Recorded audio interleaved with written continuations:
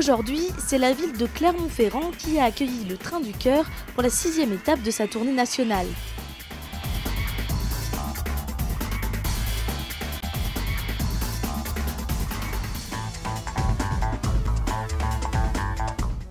François Cus, le directeur de la communication du Conseil régional d'Auvergne, et Alain Néry, député du Puy-de-Dôme, étaient présents, l'occasion de réaffirmer leur soutien à l'association.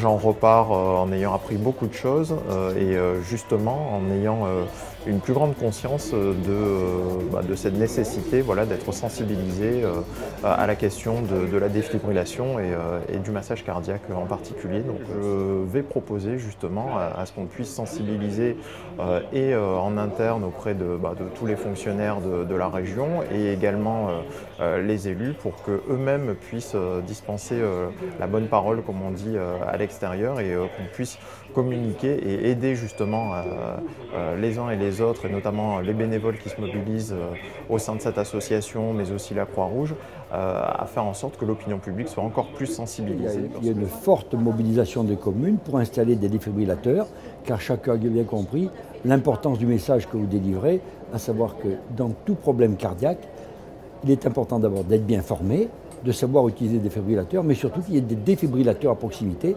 puisqu'on sait que le temps, c'est l'argument numéro 1 pour sauver et qu'il ne faut pas dépasser 4 minutes. D'où la nécessité d'avoir des défibrillateurs de proximité et également des gens bien formés et efficaces pour les mettre en œuvre. Écoutez, je crois que ça peut apporter une chance de survie supplémentaire, et en particulier dans un département rural comme le nôtre, où il y a des villages qui sont parfois un peu loin des services de secours. Ça permet d'intervenir immédiatement en attendant que les services de secours arrivent.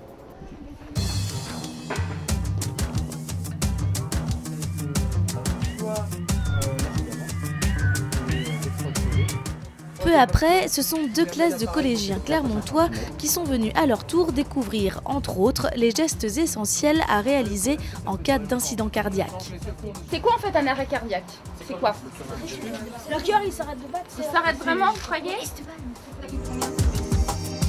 On va tout regarder, j'ai appris comment on pouvait servir d'un défibrillateur, ce qu'était la RCP, parce que ça paraissait simple, mais je ne connaissais pas les mots. Ça me faisait peur parce que j'ai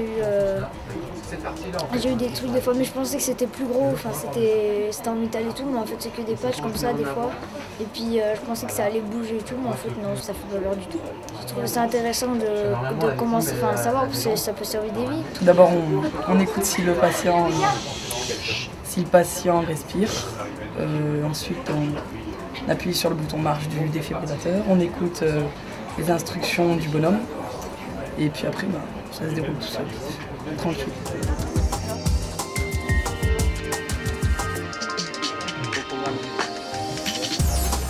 Ils ont l'air vachement intéressés, les enfants.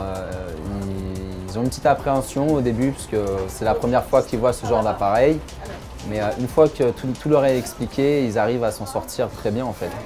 Il y en a toujours un ou deux qui va essayer l'appareil, essayer le massage cardiaque. Et en général, ils s'en sortent très bien. Et ils ont un très bon ressenti parce que ils se rendent compte qu'ils pourraient sauver des vies demain si ça arrivait dans la rue. Ils ont vu beaucoup de films, ils s'attendent à voir des choses impressionnantes et malheureusement dans les films ça ne se passe pas toujours comme dans la réalité. Quelques questions, des fois surprenantes, d'autres fois très intéressantes. Et c'est toujours un plaisir de leur expliquer et de leur montrer que c'est pas bien sorcier à utiliser.